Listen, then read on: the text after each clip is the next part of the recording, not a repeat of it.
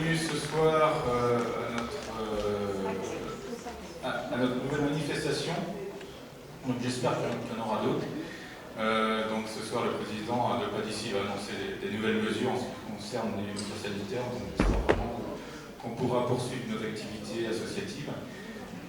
Mais dans l'immédiat, donc en fait, comme vous le savez, cette semaine, c'est une semaine de la mémoire, en particulier pour la reine Marie-Antoinette. Donc nous sommes le 14 octobre, à 2 pas de la Concorde, donc là où elle a été guillotinée. Et donc il était de notre devoir aussi de rappeler ces moments de terreur qui ont sévi sur la France il y a un peu plus de 2 siècles, et avec le destin que l'on sait pour la famille royale. Et c'est toujours pareil, on croit que l'histoire est figée, on sait tout sur l'histoire. Eh bien non. Cette année, il y a eu des recherches qui ont été entreprises. On a retrouvé les lettres de la reine avec Fersen. Et donc, nous avons l'honneur ce soir d'accueillir Evelyne Lebert, qui est la spécialiste du XVIIIe siècle et de la Révolution française, et qui a été l'une des premières à étudier ces fameuses lettres. J'ai vu dans le dossier de presse aussi que Charles-Éloi Vial, que nous avions reçu aussi, qui avait fait aussi un travail remarquable sur la famille royale au Temple, avait contribué aussi d'une certaine manière à cet ouvrage. Et donc ce soir, on a le grand plaisir et le privilège de recevoir Evelyne Lebert, qui va nous entretenir pendant un certain temps sur le destin tragique de la reine, et en particulier sur les correspondances avec Fersen. Voilà, je laisse la parole à Madame Evelyne Lebert.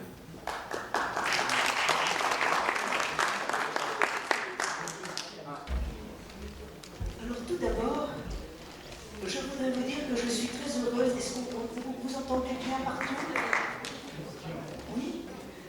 Je suis très heureuse d'être parmi vous ce soir, très heureuse d'avoir été invitée par Nicolas Chottard, que je remercie.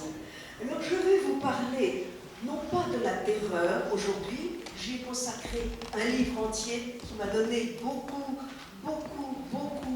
de tristesse, beaucoup de difficultés à écrire, tellement c'était lourd à faire. Ça s'appelle Paris sous la terreur. Mais aujourd'hui, je vais vous parler du grand amour de Marie-Antoinette. Car la reine Marie-Antoinette a connu un grand amour, et peut-être que je vais choquer certaines personnes en me disant, Marie-Antoinette a eu une liaison amoureuse avec le comte de Fersen.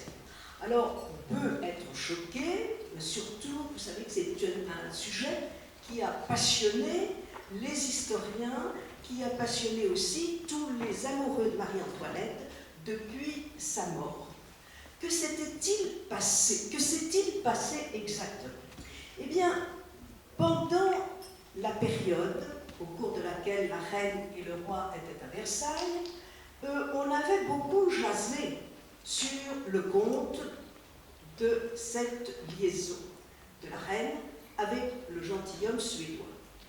Et puis, avec la Révolution, on savait que c'était Fersen qui avait organisé la fuite qui s'était dramatiquement achevée à Varennes. Tout le monde connaissait Fersen à la cour. Après l'exécution de la reine, on a écrit des mémoires. Et dans les mémoires, on n'a pas osé parler des liens qui existaient entre la reine et Fersen, parce que ça aurait été commettre un crime contre la monarchie que d'imaginer que cette femme qui avait été transfigurée par son exécution avait pu avoir un amour pour un homme qui n'était pas son époux. Donc, on s'est beaucoup interrogé et on a défendu ardemment la vertu de Marie-Antoinette, en particulier dans la noblesse et dans tous les cercles royalistes jusqu'à aujourd'hui. Seulement, au XIXe siècle, à la fin du XIXe siècle, il y a des fonds d'archives qui se sont ouverts et on a eu accès à un certain nombre de documents tout à fait authentiques. Et en particulier, on a eu accès à une correspondance qui a été publiée par un arrière-neveu du comte de Fersen. Cet arrière-neveu était le baron de Klikhovström. Et en 1878, il a publié la correspondance de Marie-Antoinette avec Fersen. Alors ça a été extraordinairement important parce que ces lettres éclairaient la politique qui avait été menée par le roi et la reine en France. Ça éclairait aussi la position de Fersen sur le plan politique. Mais ce qui a beaucoup intrigué les historiens, les journalistes, c'est qu'il y avait des passages qui étaient en pointillé. Et ces passages en pointillé, on a voulu voir les originaux, bien entendu, et on s'est précipité auprès du comte de Klikhovström. Et le comte de Klikhovström a refusé de communiquer les originaux.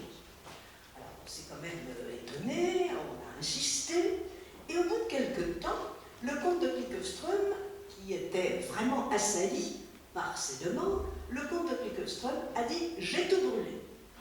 Donc, on ne pouvait plus rien espérer. Et pendant des années, les historiens ont dit « mais oui, il y a eu on sait telle chose, etc. » Et probablement, vu le contexte, c'était des passages qui étaient des passages, disons, de tendresse. Et puis, surprise, en 1982, là nous sommes en plein XXe siècle, fin du XXe siècle, donc 100 ans après la publication de Klikhovström, et les arrière-neveux de Klikhovström, eh bien, ils vendent les fameuses lettres qui n'avaient pas été vendues. Et elles sont vendues chez Christie, à Londres, achetées par les Archives nationales de France, et j'ai été vraiment une des premières, sinon la première, à les avoir entre les mains avec la conservatrice en chef qui s'occupait de ce fonds, qui était la baronne Duhart.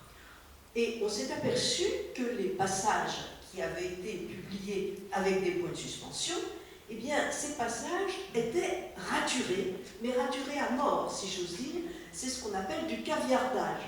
On voyait bien qu'on avait fait comme du boudin, on appelle ça du boudin en termes de paléographie. On avait pas rayé avec des traits horizontaux, mais on avait rayé en rond, et puis on avait ajouté des points ici ou là, et des jambages qui descendaient. Donc, impossible de lire ces fameuses ratures. Alors, un jour, alors le temps passant, un jour, on a fait venir des spécialistes de l'informatique. Ces spécialistes de l'informatique, on m'a appelé en tant que spécialiste de Marie-Antoinette pour essayer de voir si avec les ordinateurs, on avait quand même une lumière quelconque. Et là, eh bien, j'existe, mon bien-aimé, et c'est pour vous adorer que j'ai été inquiète de vous, et que je vous plains de ce que vous souffrez de n'avoir point de nos nouvelles. Le ciel permettra que celle-ci vous arrive. Ne m'écrivez pas, ce serait nous exposer. Et surtout, ne revenez pas ici sous aucun prétexte. On sait que c'est vous qui nous avez sortis d'ici. Tout serait perdu si vous paraissiez. Nous sommes gardés à vue, jour et nuit. Cela m'est égal, vous n'êtes pas ici. Soyez tranquilles, il ne m'arrivera rien. L'Assemblée veut nous traiter avec douceur. Adieu, le plus aimé des hommes. Calmez-vous, si vous pouvez. Ménagez-vous pour moi. Je ne pourrai plus vous écrire. Mais rien dans le monde ne peut m'empêcher de vous adorer. Et elle ajoute, écrivez-moi en chiffres, quelques jours plus tard, écrivez-moi en chiffres par la poste à l'adresse de Mrs. Brown dans une enveloppe double pour M. de Gouchelot. Envoyez les lettres par votre valet de chambre. Mandez-moi à qui je dois adresser celles que je pourrais vous écrire, car je ne peux pas vivre sans cela. Adieu, le plus aimé et le plus aimant des hommes, je vous embrasse. Alors, il me semble que là, on peut parler vraiment de sentiments amoureux. La reine de France, écrivant à un gentilhomme suédois qu'elle connaît depuis des années et qui vient la voir très très régulièrement, qu'elle l'adore et que rien ne peut l'empêcher de l'adorer. Là, la reine se livre complètement. Alors, c'était déjà une découverte. C'est une découverte qui a été faite en 2009 par ces deux mathématiciens. Puis il y avait le passage caviardé. Alors là, une équipe du Centre de recherche sur la conservation et une équipe des Archives nationales a fait de grandes recherches pour essayer de voir ce qu'on pouvait lire sous les ratures. Et après des milliers d'heures de travail, ils se sont aperçus que c'était la fluorescence des rayons X qui pouvait donner des résultats. Et on a là révélé, avec ce que l'on peut considérer comme un scanner, on a révélé les fameuses phrases qui étaient caviardées. Et ces phrases qui étaient caviardées, puisque c'est le terme, excusez-moi de ce terme barbare, mais caviardé, vous voyez, vous avez déjà vu du caviar, et écraser du caviar, ça vous donnera à peu près l'idée de ces passages raturés. Et là, ça a permis de lire ce qu'il y avait sous ces fameuses ratures. Alors, bien sûr, je les publie, puisque je publie aussi cette correspondance que j'ai déjà publiée dans le livre général, dans la correspondance générale de Marie-Antoinette, mais là, il y a directement Marie-Antoinette Fersen. Ces lettres ne sont pas, disons, liées avec les autres lettres que Marie-Antoinette écrivait à la même époque. Et il y a les passages qui sont des passages donc complètement inédits. Alors, je ne vais pas vous les révéler de cette façon, mais je vais revenir sur cette histoire d'amour, simplement en vous disant que les passages révélés, ce sont des déclarations d'amour régulières que Fersen envoie à la reine et que la reine lui envoie dans des lettres dont l'essentiel est politique. Mais ce sont des déclarations d'amour réciproques. Je vous donne un ou deux exemples. Mon Dieu, qu'il est cruel d'être si près, évidemment, de la Bruxelles, et de ne pouvoir se voir, pour nous dire combien nous nous aimons, que je ne vis et n'existe que pour vous aimer, vous adorer, que ma seule consolation est l'espoir de vous revoir, et qu'il n'y a que cela qui me soutienne.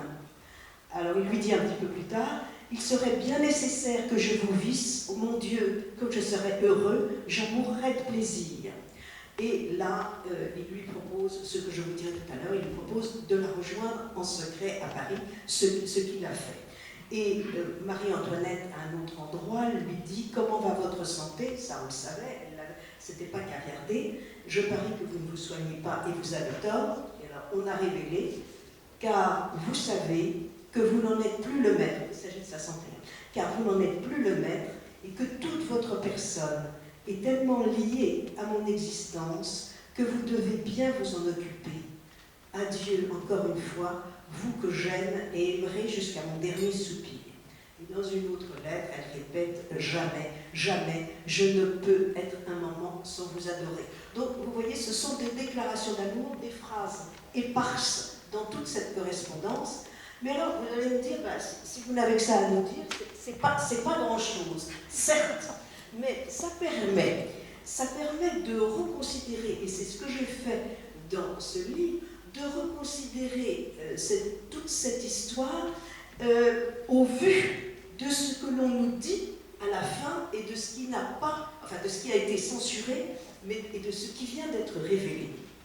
Car cette histoire, je pense que j'ai encore le temps de vous en parler un petit peu, cette histoire est une longue aventure entre deux êtres qui, normalement, n'auraient pas dû se connaître et qui se sont quand même éperdument aimés.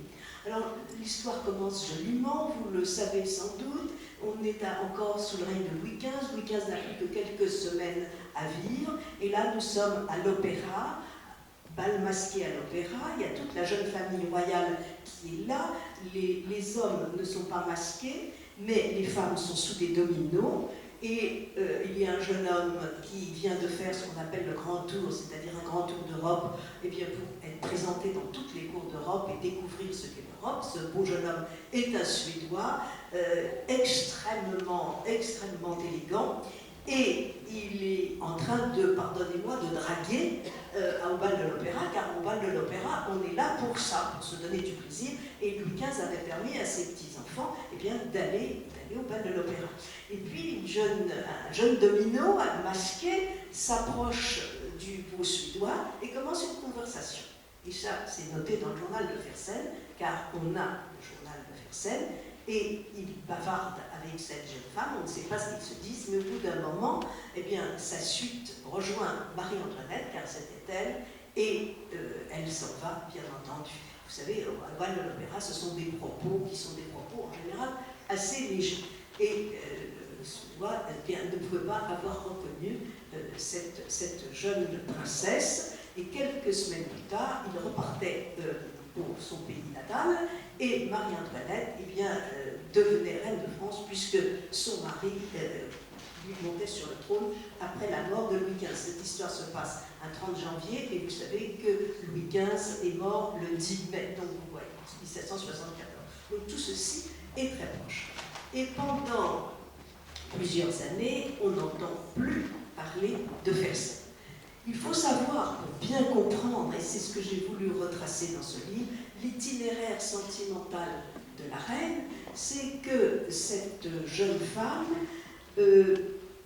évidemment, elle a épousé le futur roi de France, elle a une bonne amitié, elle éprouve une bonne amitié pour lui, leurs rapports ne sont pas faciles, et vous savez qu'il a fallu que Joseph II, le frère de Marie-Antoinette, vienne à Paris, à Versailles, pour jouer le rôle de conseiller conjugal.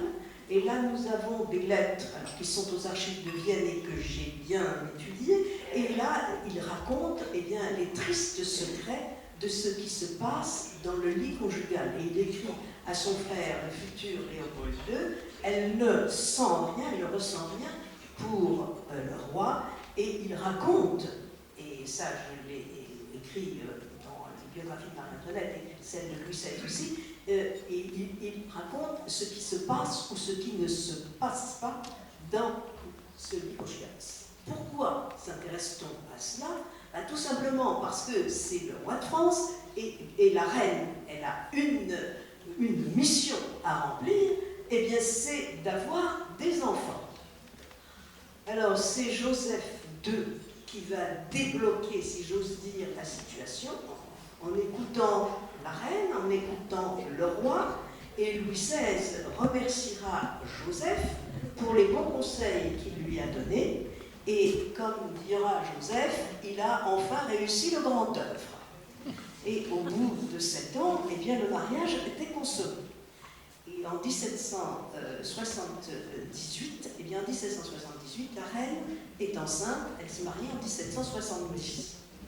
Elle est enceinte, et on est au cours de l'été 1778, et là, arrive, présenté par l'ambassadeur de Suède, le beau Suédois, que Marie-Antoinette reconnaît, et elle lui dit, mais c'est une ancienne connaissance. Alors, la famille royale à côté d'elle est très étonnée, Fersen le note dans son journal, et il est tout étonné, lui, d'avoir été reconnu par la reine de France. Alors, il écrit à son père, il raconte dans son journal ses entrevues avec la reine, tout ça c'est tout à fait archi convenable.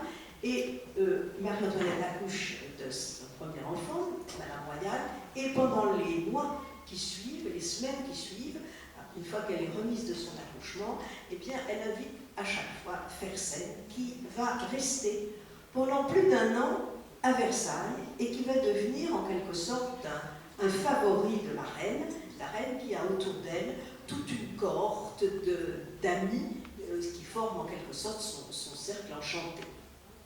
Et il met son épée au service du roi de France et il part pour les États-Unis, il part pour la guerre d'Amérique, et on a la lettre de l'ambassadeur de Suède, le comte de Kreutz, qui dit que Marie-Antoinette, au moment du départ de Fersen, avait les yeux pleins de larmes et qu'elle était vraiment, ça se voyait, comme le nez au milieu du visage, très amoureuse de ce jeune Suédois.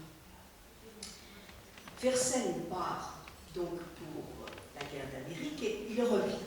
Il revient en 1783, une fois que la paix est signée.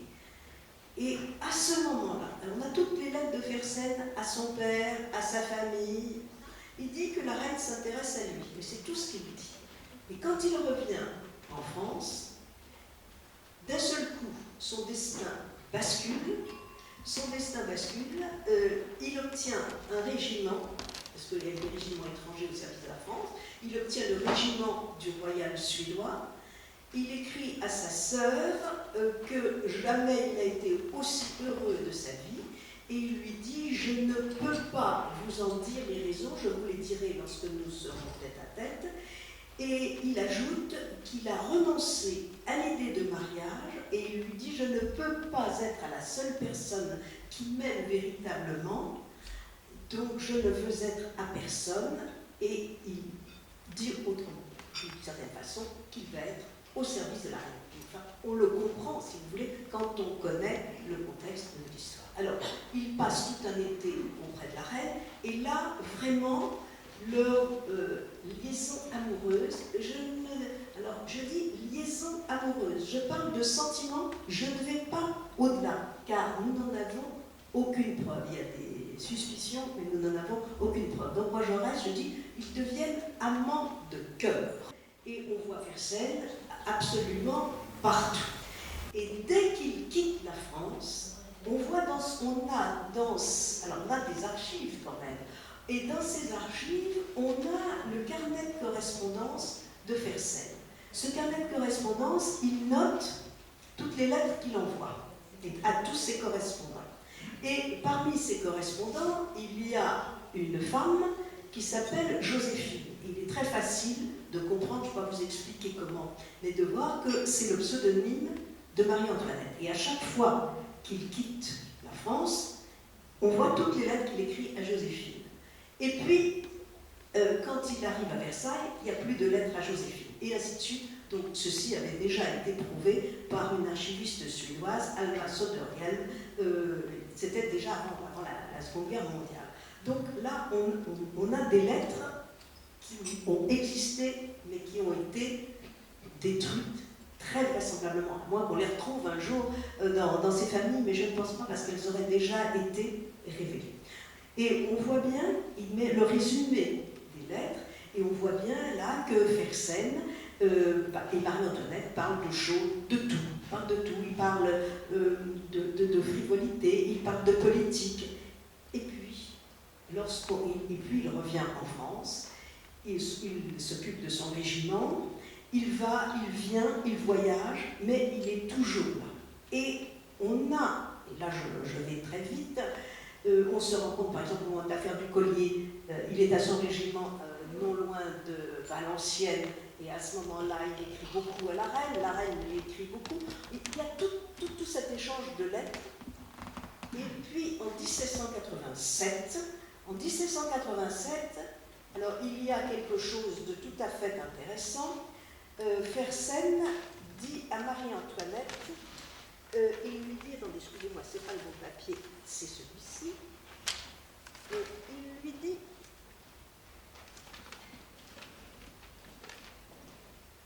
projet de loger en haut, qu'elle me réponde au régiment. Nous sommes en avril 87.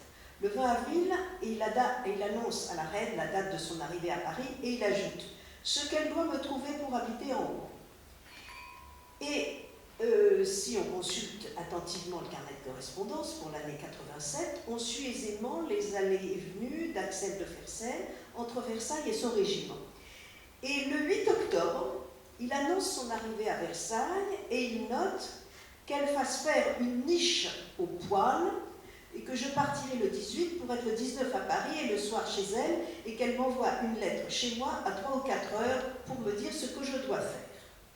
Alors, ces désirs ont été aussitôt réalisés parce qu'il y a une note qui est adressée au directeur général des bâtiments le 10 octobre. La reine a envoyé chercher le poêlier suédois qui a fait des poêles dans l'appartement de madame et Sa Majesté lui a ordonné d'en faire un dans un de ses cabinets intérieurs avec tuyaux de chaleur pour réchauffer une petite pièce à côté. Et ces fameuses pièces, ce sont deux petites pièces que j'ai eu le plaisir de visiter et maintenant à Versailles on dit bien que ce sont les pièces Fersen. Fersen, sont deux petites pièces de 10 mètres carrés à peu près chacune. Et au bout d'un petit couloir, il y a là plusieurs escaliers de service, mais aussi escaliers qui permettent de descendre directement dans une des cours. Donc on pouvait aller dans ces pièces-là sans être vu. Et alors vous allez me dire, enfin, il y a un monde fou, il y a énormément il y a tout un personnel dans les appartements de la reine, et les petits appartements de la reine sont beaucoup plus vastes que ceux que nous connaissons aujourd'hui à Versailles, parce que Marie-Antoinette avait, excusez-moi pour l'expression que je vais employer, mais elle avait squatté toute une partie du château au rez-de-chaussée, puisqu'il y a sa salle, on voit encore aujourd'hui sa salle de bain, quand vous regardez la cour de Marne et sa salle de bain à gauche, mais tout le rez-de-chaussée, elle l'avait récupéré pour ses petits appartements. Donc, on pouvait arriver par là sans être vu, et elle avait à son service tout un personnel qui lui était entièrement dévoué, en particulier Madame Campan et Madame Auquier, la sœur de Madame Campan, et un certain nombre de personnes. Et d'ailleurs, après la Révolution, vous avez un jeune page, Félix Desettes, qui a visité les petits appartements et qui s'est dit « Mais mon Dieu, ce n'est pas possible que la reine ait eu un appartement aussi vaste. » Donc, Fersen avait un pied-à-terre dans Versailles, un appartement à Paris, et il avait aussi ces deux pièces. C'est attesté par toutes ces archives. Alors Fersen reste très proche de la reine, il est dans l'entourage à chaque fois, on jase beaucoup à la cour, mais quand on écrira des mémoires, on ne parlera pas de ça, on taira tout ce que l'on disait à l'époque, pour les raisons que je vous disais tout à l'heure, parce que Marie-Antoinette était devenue le symbole même de la monarchie, et de la monarchie souffrante. Donc impossible de dire quoi que ce soit si on avait certains souvenirs à évoquer.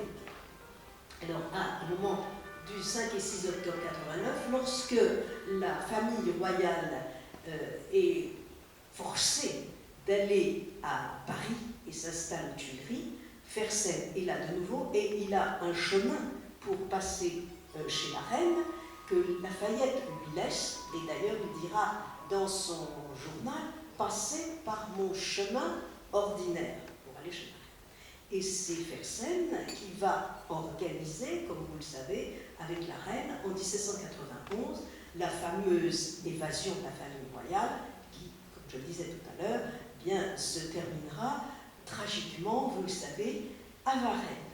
Par conséquent, il est là en permanence et il écrit même à son père qu'il est devenu le conseiller de la famille royale et, chose surprenante, il est, semble-t-il, parfaitement admis par le roi. D'ailleurs, là, les relations Fersen-Louis XVI restent une énigme. Mais après le drame de Varennes, il y a donc cette correspondance qui nous est parvenue, cette correspondance qui révèle quand même beaucoup de choses, et Fersen vient voir Marie-Antoinette le 13 février 1792. Il vient la voir et il lui annonce son arrivée de la façon suivante. Il lui dit qu'il veut absolument la voir pour lui dire qu'il l'aime, bien sûr, et puis voilà. Et puis pour lui dire, et aussi, comme il lui propose une nouvelle évasion.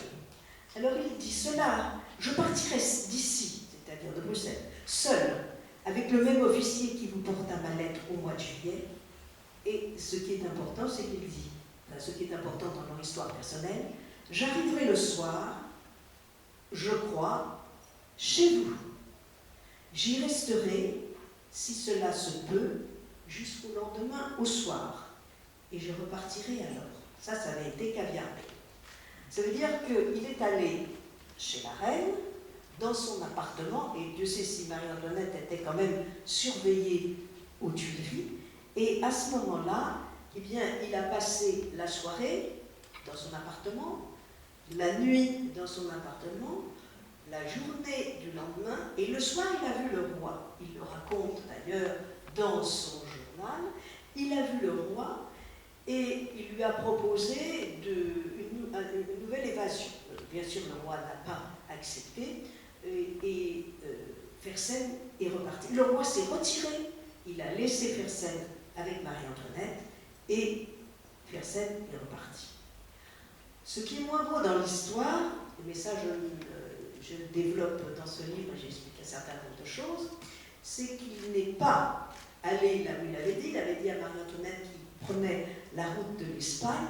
En réalité, eh bien, il est allé chez une maîtresse qui s'appelle Éléonore. Et cette maîtresse avait un amant, elle vivait avec un monsieur qui s'appelait Crawford, c'était une belle aventurière, et ils ont fait ménage à trois pendant des années après. Enfin ça, je ferme la parenthèse, c'est pas notre sujet ici.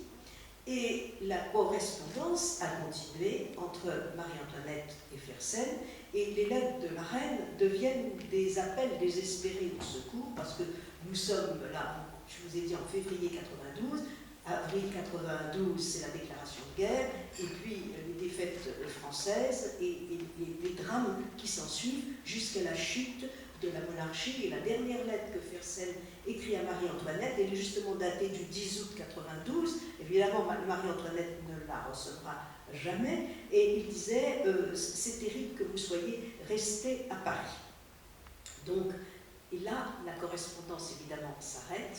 Et Fersen continue de suivre bien, le calvaire de Louis XVI et le calvaire de Marie-Antoinette. Il fait tout ce qu'il essaye d'ameuter les souverains étrangers pour qu'il y ait, pour tenter de sauver la reine, et vous savez qu'il n'y parvient pas.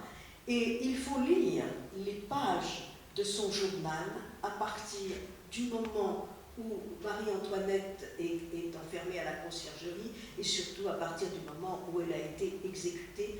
C'est un homme qui est ravagé, qui est désespéré et qui va tout au long de sa vie rappeler des dates qui sont la date du 20 juin, la date du 6 octobre, la date bien entendu de la mort de la reine. C'est un lamento perpétuel et il ne s'en remettra jamais. Et il faut savoir que à la prison de la conciergerie, Marie-Antoinette avait réussi à lui faire parvenir, parce qu'il y a toujours eu auprès de la reine des personnes qui ont été émues par son sort, elle avait réussi à lui faire parvenir un morceau de carton sur lequel elle avait imprimé un cachet qui était le leur. Et ce cachet, représentant un pigeon volant, disait en italien « tutto a te mi guida », c'est-à-dire « tout me conduit vers toi », et en ajoutant que jamais cela n'avait été plus vrai. Et je crois qu'on va en rester là. Et je ne sais pas si vous serez convaincus, mais ce que je dis, c'est que ce sont des amants de cœur. Je ne vais pas au-delà, mais toutes ces lettres prouvent bien qu'il y a un sentiment très fort qui unissait ces deux êtres. Je vous remercie de votre patience.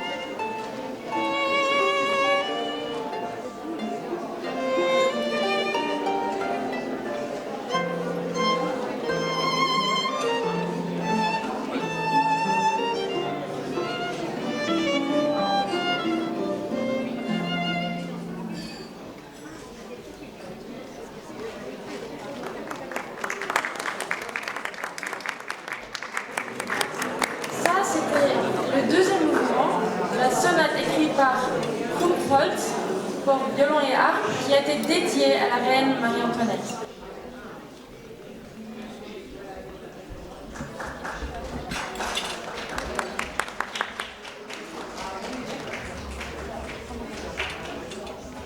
Nous allons revenir avec un peu de musique après le dessert. Bonne soirée.